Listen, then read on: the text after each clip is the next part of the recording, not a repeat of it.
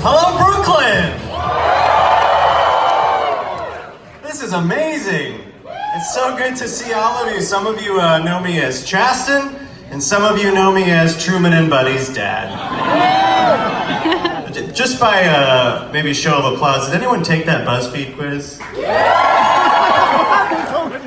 Maybe a round of applause if you're Truman. Round of applause if you're Buddy. Thanks, I'm really glad I got the opportunity to do that. It is so good to be with you all tonight. A month ago, we were in living rooms trying to convince people to believe in this project. And tonight we sold out the Brooklyn Bowl.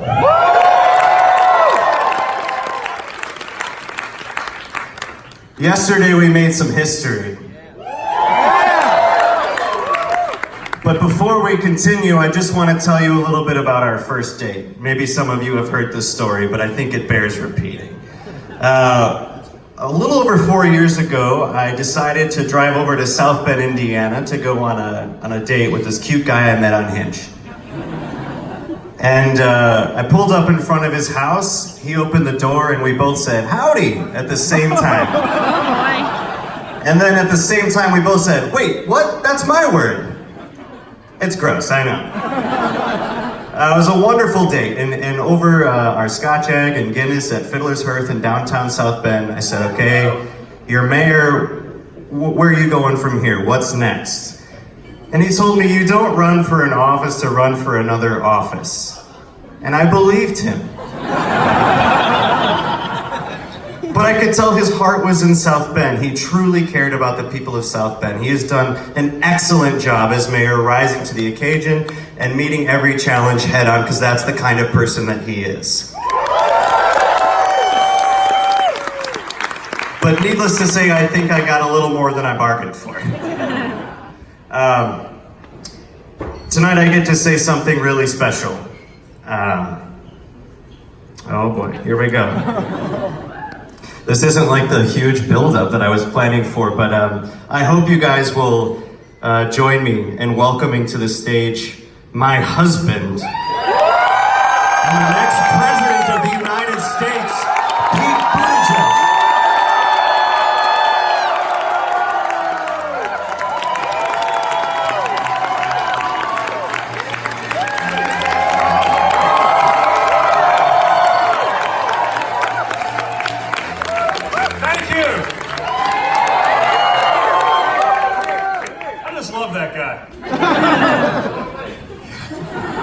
I'm so excited to see America fall in love with him too, and I'm so honored, so amazed to see everybody here. This is something that just fills our sails on our first day out since announcing that I am a candidate for president of the United States.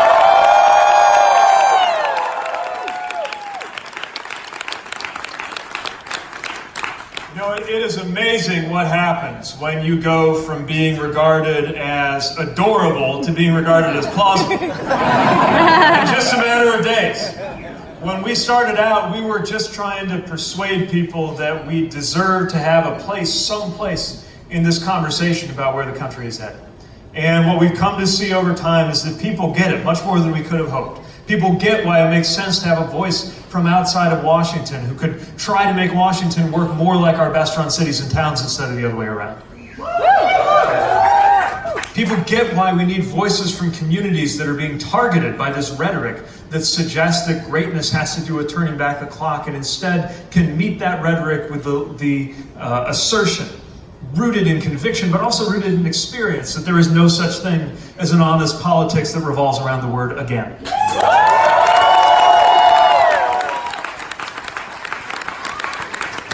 People understand the virtue of a new generation, a generation that has so much on the line in the future of this planet, this economy, this society, and this democracy, that this generation must now put forward leadership at the highest levels in our nation's politics and society. As we've been traveling coast to coast, I've been thrilled to see that message is resonating, that people understand that ideas like freedom and security, and for that matter, ideas like faith and family, don't belong to one political party, they belong to all of us.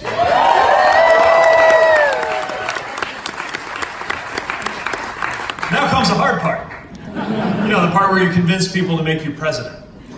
So we've gotten a lot of good looks. We've gotten a fantastic start. We have, I think, turned some heads with our first quarter organization building and fundraising. With your help. A big thank you in particular to everybody on the grassroots fundraising team who made it possible for us to qualify for the debates. Thank you for what you did. And now we got to keep building that organization, because every time I fool myself into thinking that we are ubiquitous, because it's heady stuff. You arrive in New York, your face is on the cover of New York Magazine, you start thinking like, I'm pretty special. But then something always happens that cuts you down to size. Like I was in line to get on a plane to New Hampshire, and a few people came up to me, and the lady standing right next to me said, well, a lot of people are coming up to you. You must be Pete. And I was like, well, yes, I am Pete. She said, what takes you to New Hampshire? I'm like, well, you know, politics. I got to get up there. She says, oh, yeah. Remind me, what network are you a reporter for?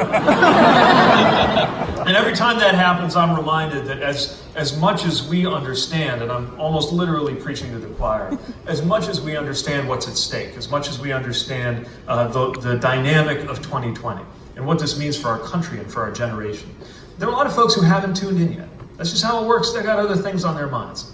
And so I am absolutely counting on the grassroots energy of folks in this room, literally 1,000 strong. How about that? Counting on the folks here to get everybody else involved who you think shares these values, shares this vision, can benefit from a better way.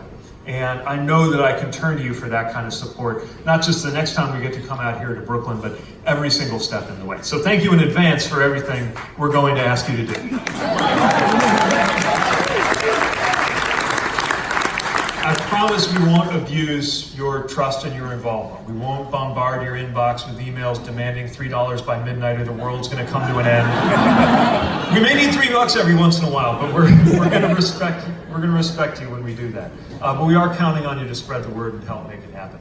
But more than anything else, I just want to thank you for the kind of hope that is required to be part of this. As I said yesterday, running for office is an act of hope.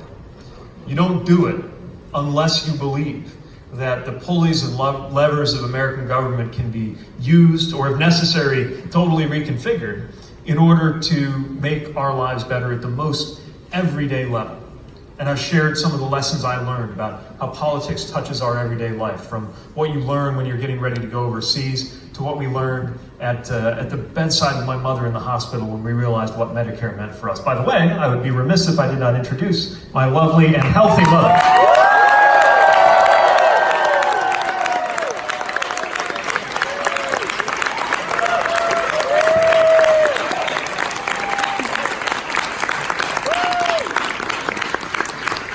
Someone buy her a drink, they say it's good for your cardiac health. But that's what this is about, the hope that it's worth getting involved because it'll make our everyday lives better. And what gives me such hope, even at this, let's face it, bleak time, this is not optimism based in naivete.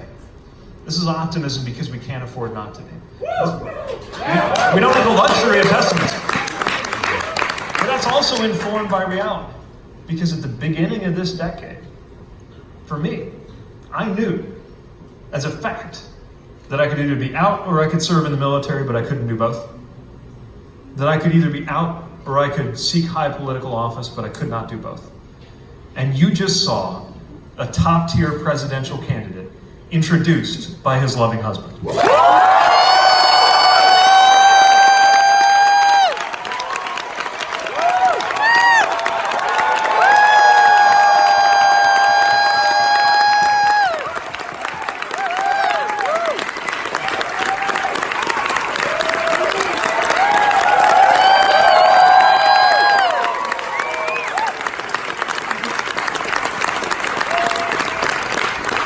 All right, if you want to see one of my speeches, you can pull it up on YouTube. So we're going to have a little fun. We got a new concept tonight, I think. Is the fishbowl ready?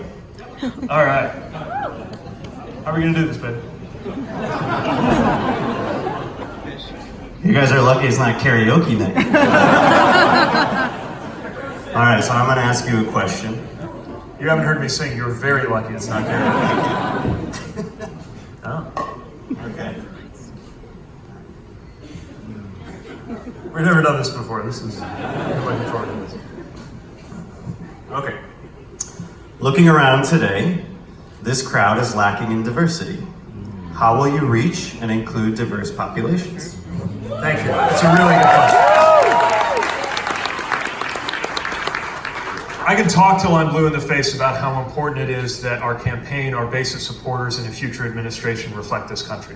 We sought to build a campaign staff that reflects that. I've sought to build an administration that reflects that. But the most honest answer to that question is, I need your help.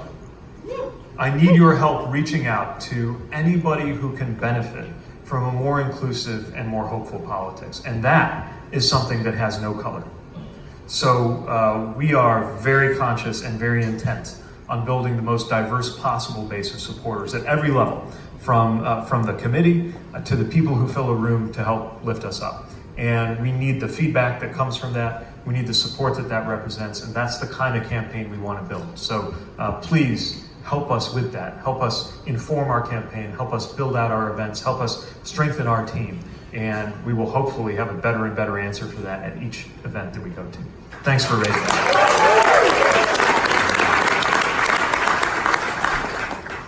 You're kind of, you're up against a challenge because now the person asking you the questions is me, and you're going to be able to tell if you did a good job or a bad job by my face, aren't you? Welcome to our dining room table. This question's from Samantha Braver from Columbia Law School. Can you please talk about your policy on education issues? Pre-K, free college, how to lower the cost of university if not free college? Thank you. So on pre-K, we need to make that investment, and we need to do it knowing that it might, in the first instance, mean deficit spending. But there are different kinds of deficit spending. There's deficit spending on tax cuts for the wealthiest Americans, and then there's deficit spending that actually pays for itself.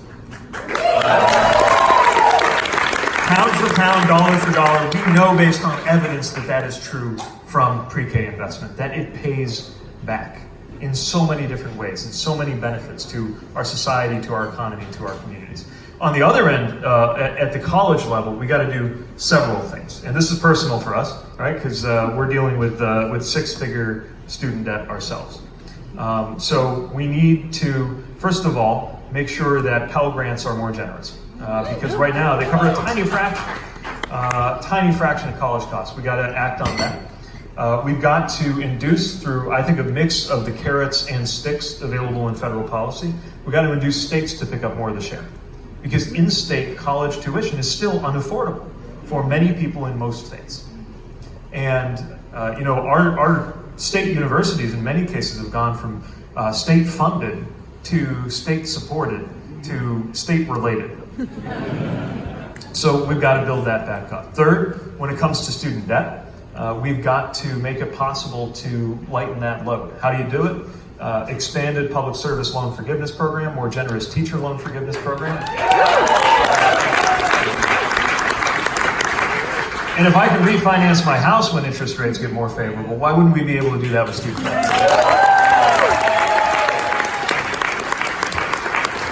So those are a few of the things I think we can do to bring college cost under control. And if we're doing pre-K and college at the same time, then that's going to go a long way toward making our economy ready and our citizens ready for a future where skills, but not just skills, the things you learn about critical thinking and about where you fit in society are going to become more and more and more important.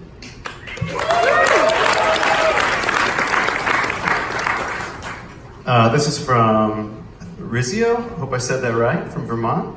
What will you do to protect citizens from companies using data of citizens like Google and Facebook without their consent? Big implications for medical AI. Yes, so the role of data in our lives obviously is only going to increase. And yet this nation does not have a comprehensive strategy or even a comprehensive legal framework on data privacy or data security. The basic idea now is twofold. First of all, every state can kind of come up with their own, which means we have a patchwork of 50 different, mostly very weak sets of regulation around data.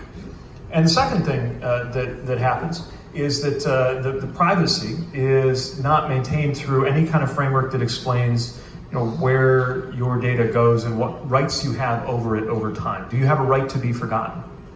Do you have a right to the value that is created through the data over you? After all, it's data about you. Now, the other way our current system handles this is through basically advise and consent, right?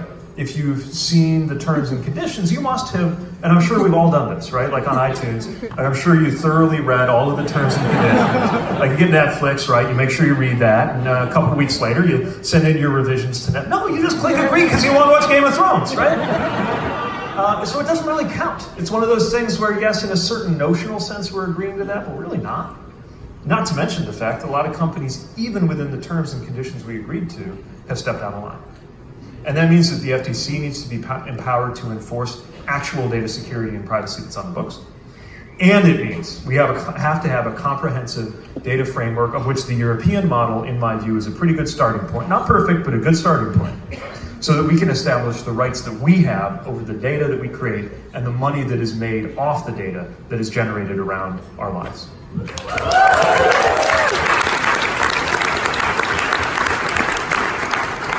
How will you address the role of science, real science, policy in your administration? So, to me, science is a security issue.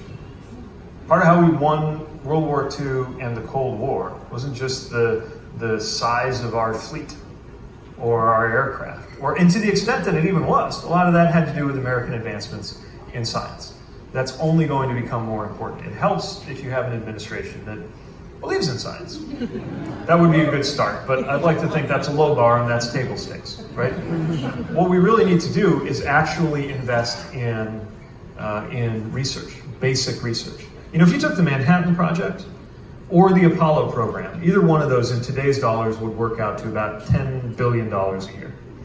American investment in AI, for example, at the federal level is nowhere close to that order of magnitude. But you know what is? Chinese investment in those technologies. And some of their intentions of how to use that technology are different than they would be if that technology was being guided by different values.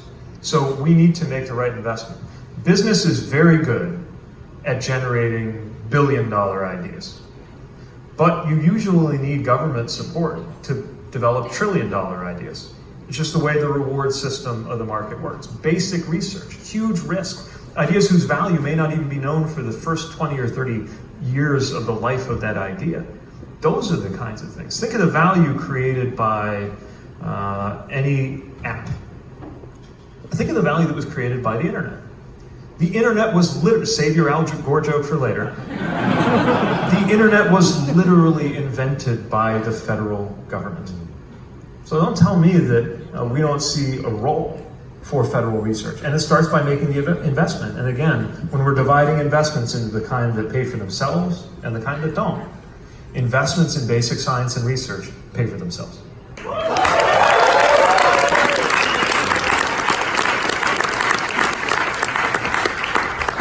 Whoever put these X's really close to one another, and I have no word. I don't like standing close to you. You're too smart. Just move over here a little bit. Do you feel just watch him, and I'm going to be over here for a little bit. Do you feel like the religious progressives of America have been lacking a voice? What would you want to tell them about the future of this country? That's from Vicky in Manhattan. Thank you. I think the religious left needs to get a little more credit in this country.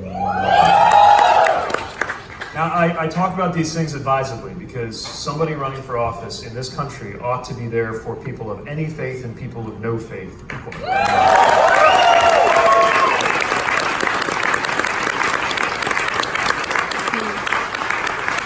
But it's also okay for people of faith to talk about where that faith leads us.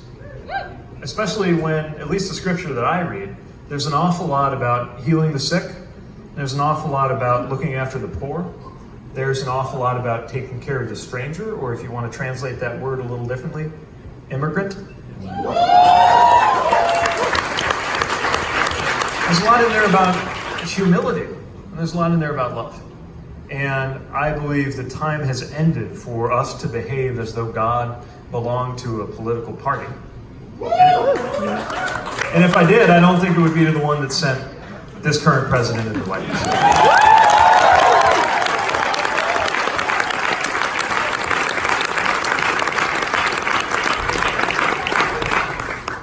Amy from Westchester, New York would like to know, what is your stance on the recent reinstated ban of trans individuals in the military? I think it's terrible. That's my stance.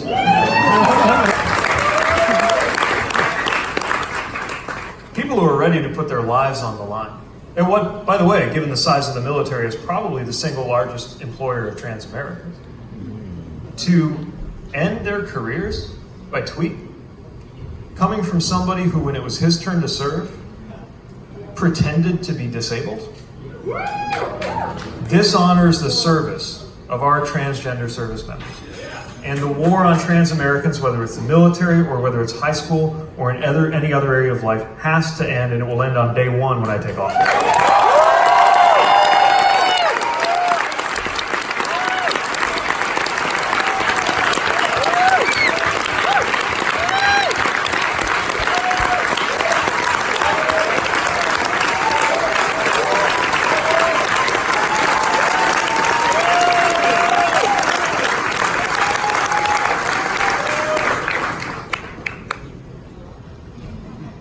Rose from Queens asks, as a young Muslim American who's the daughter of 2 immigrants, how will you continue to stand up for us?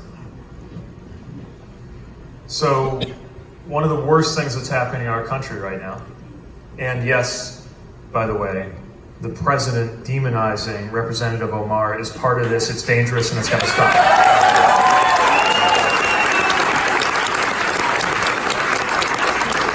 One of the worst things that's happening right now is otherizing people. And if we're wondering whether this has real world consequences, look no further than what happened not long ago in New Zealand, which had Muslim communities everywhere from South Bend to, I'm sure, Brooklyn, questioning their safety and questioning their belonging.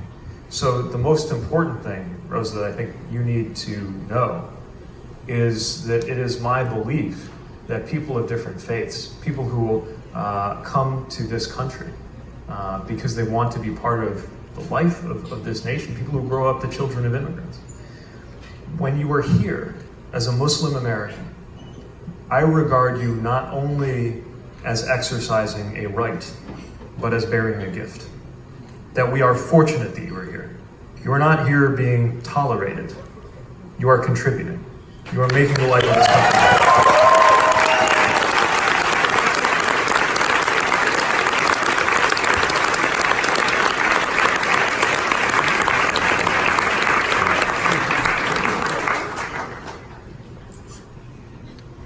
Chaston from South Bend, Indiana would like to know, why is it so hard for you to load the dishwasher?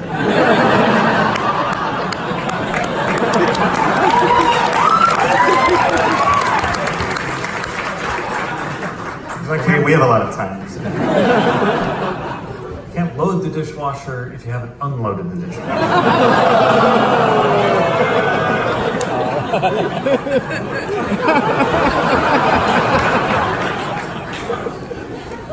I'm getting you a harder one.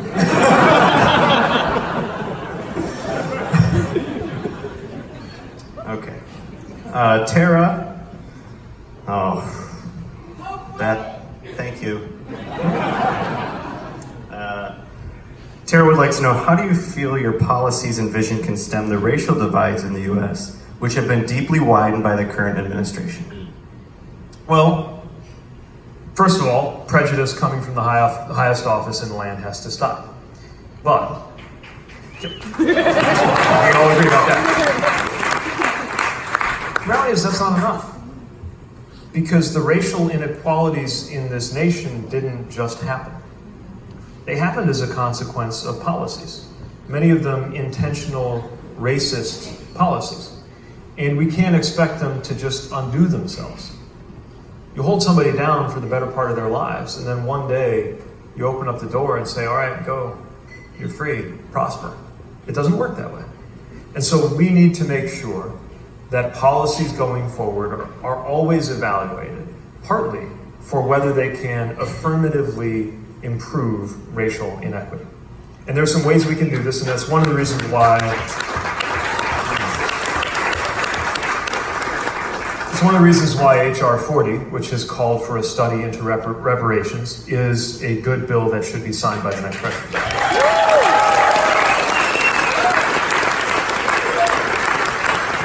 Now, frankly, the political right is eager to caricature this as a check in the mail and use it as a way to rile up their supporters and make it look like something unfair.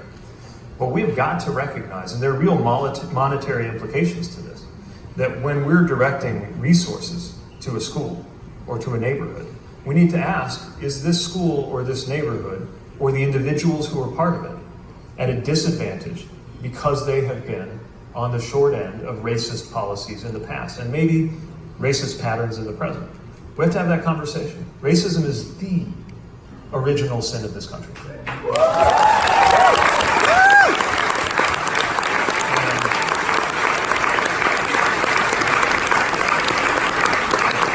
And the next president has to be proactive and affirmative about this, especially if the next president is white.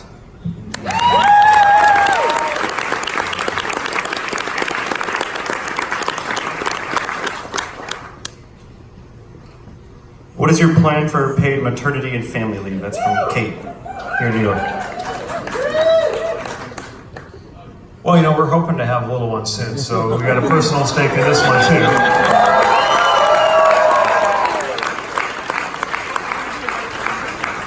This is a great example of how we have come to accept the unacceptable in this country. This is not an exotic thing that you got to run elaborate models to score the potential implications. This is something that people in pretty much every developed country have, except us. So when somebody is standing in the way of that, they are saying that the American people should settle for less, and that is wrong. We should have paid parental leave, and we need to find a way to have paid leave for taking care of parents or anybody else who needs caregiving as well.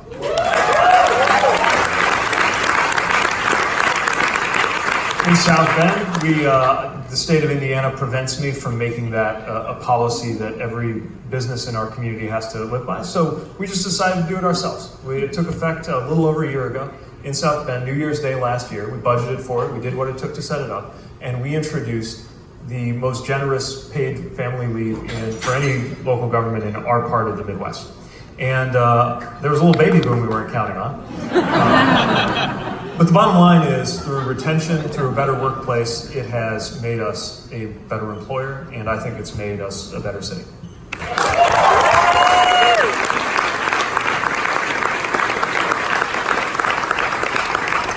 There's a fellow Michigander in the house, Natalie from Grand Rapids, Michigan. Nice, right up the road. All right. Wants to know about your 1,000 Houses in 1,000 Days program. She says, in light of the criticism that the 1,000 Houses in 1,000 Days program marginalized some people in South Bend, as president, how will you ensure economic growth doesn't come at the expense of marginalized people?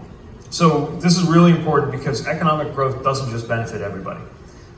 We have learned through experience that trickle-down theory doesn't work. Matter of fact, not to be too cheeky about this, but when we talk about Reagan's supply-side economics, it has a lot in common with what they always said about communism, that it might sound good in theory, but doesn't actually work in practice.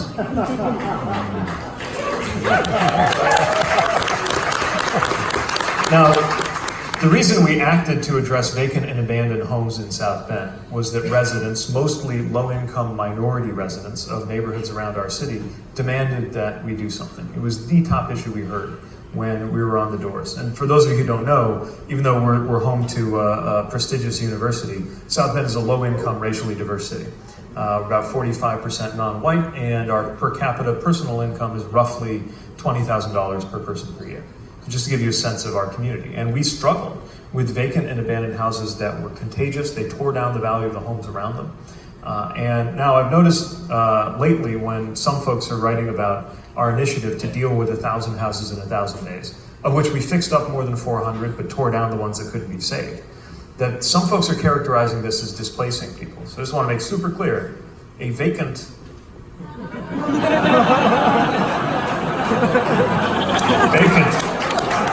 an abandoned house is one by definition that does not have somebody living in it.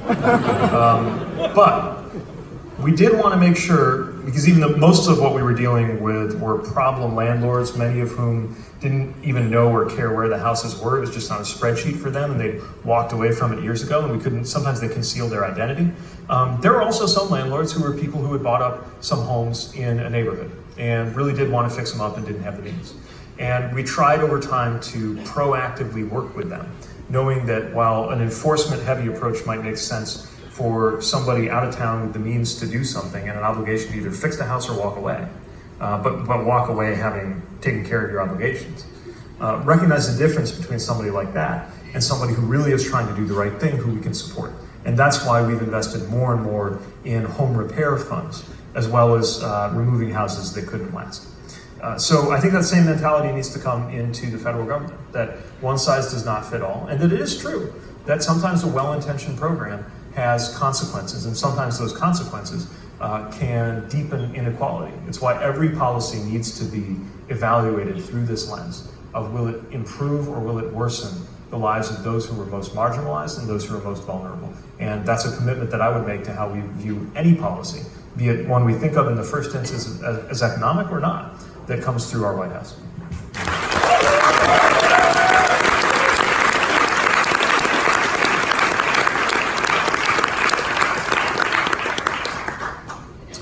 Will Taylor Willis from New York asks, one of the things I'm most scared about living in America is guns.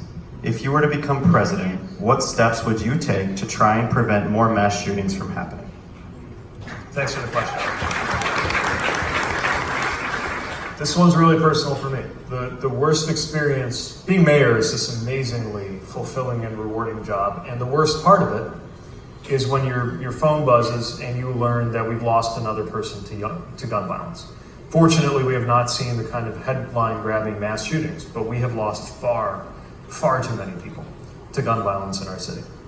And I'm proud of what we've done with our group and gang violence intervention that I think we've saved lives with. But as a mayor in a state like Indiana, I feel like I'm always fighting it with one hand tied behind my back because we're not allowed to implement common sense gun safety policies, which is what we need.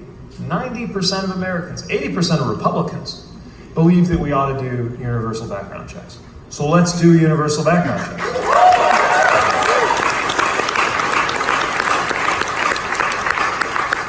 You know, as somebody who not only gets the call, but also as somebody who has been there to swear in police officers, usually with their spouses and sometimes their children at their side, who does not want to see them outgunned in our own neighborhoods.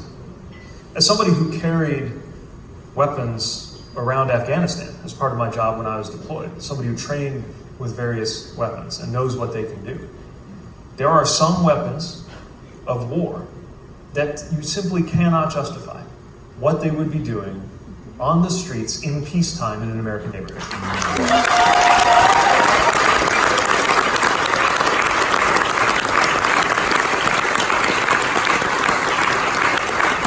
And for those who tell you that the Second Amendment says you can't have any restrictions on this, that's just not how freedom works. We have a freedom to speech, but it does not authorize anybody here to yell fire. This is a very established, unless you see one, let us know. This is a very established part of American jurisprudence. And we've already decided, within the context of the Second Amendment, that somewhere in between the slingshot and a nuclear weapon, we're going to draw a line. So there's nothing unconstitutional about revisiting on something like assault weapons where we draw that line.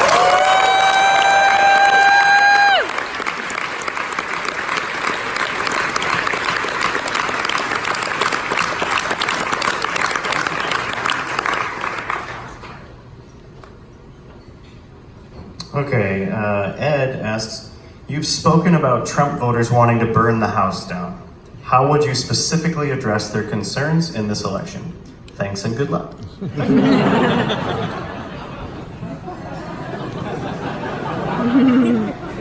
So here's the thing we got to remember is that a lot of voters are not ideological. If you just run the numbers in St. Joseph County, Indiana, you will find that there must be a lot of people who voted for Barack Obama, Donald Trump, Mike Pence, and me. So it tells you something about people's voting patterns, that they're not quite as tribal or as predictable as you might guess. And there are a lot of people who were susceptible to Trump's message because of the disruption they were experiencing. I want to be careful in explaining this, because this does not excuse the racism or the xenophobia that were part of that campaign. But part of how radicalization works is that you are preying on people's vulnerabilities. And it would be a mistake if we did not realize that doing something like voting for this president is partly something that you might do because your vulnerabilities are being exploited. And those vulnerabilities, I'm telling you, coming from the industrial Midwest, and I'm sure a lot of people here are from our same region, and it's not just the industrial Midwest, those vulnerabilities are real. When you get thrown out of your job because of automation, even if we find you a different job in a different industry with the same paycheck, that doesn't speak to who you think you are. If you were a machinist for 20 years and we tell you, if you go through our training program, we're going to get you a great career as a nurse's aide, which is a perfectly worthy profession, that may just not be how you think you fit in the world. And as you know, anytime you've been to a party and you are introduced to somebody, and the way they ask the question, who are you, is by asking the question, what do you do? We still define ourselves by where we fit in a world of work that is rapidly changing under our feet. Many people here will change careers more often than my parents changed job titles. Many people here may change careers multiple times in a week if you're in the sharing economy and you're letting out your place on Airbnb some of the time, you got a part-time job or another part-time job. You're changing employers on almost a daily basis. So the systems and the structures we have don't work for a lot of people. We need to speak to that. We need to acknowledge that. And you can acknowledge that without excusing the things that we should never excuse that helped bring this president to where he was.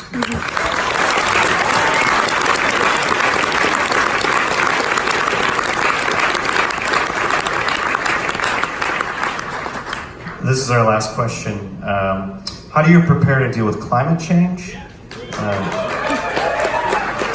Can't make out the second question. It's asking if you favor something or another idea. I'll throw in Green New Deal. Might be carbon tax. Is it carbon tax? You can talk about that too if you want. So, this is the security issue of our time.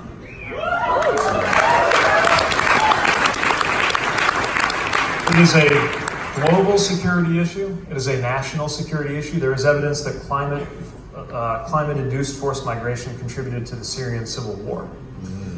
There are towns in Nebraska that experience flooding and towns in California that experience fires that are exactly the kind of extreme weather we were warned about by scientists beginning in the 1970s. We cannot afford to debate whether this is happening. The only debate we can afford to have is over who has a better plan.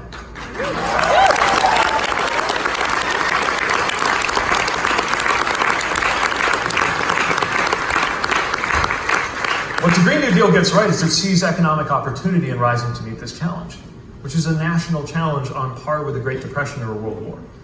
Yes, we need a carbon tax. And there's a way, by the way, to rebate it out to people so that it is progressive in effect. But the reason we do that is we need to see the real price, the true cost of our consumption of carbon in order to incentivize a better way. But that's not going to be enough. We got to do it. We also have to do massive R&D. When I was talking about science funding and research on a level with the Manhattan Project, that means R&D in technologies that can be improved around everything from battery storage, energy storage, to carbon storage in order to at least get us to a net zero emissions economy as soon as we possibly can.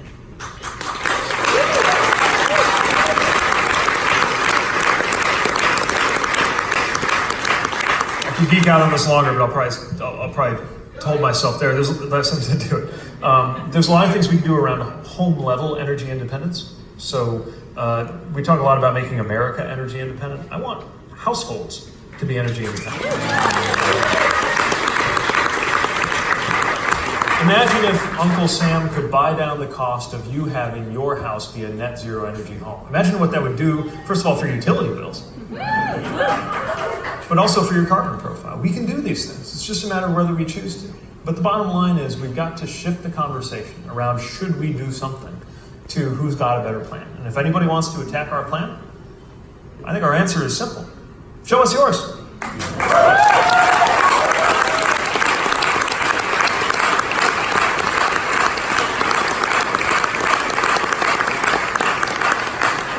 I think that's it. That's all the time we have for the questions. Thank you, everybody.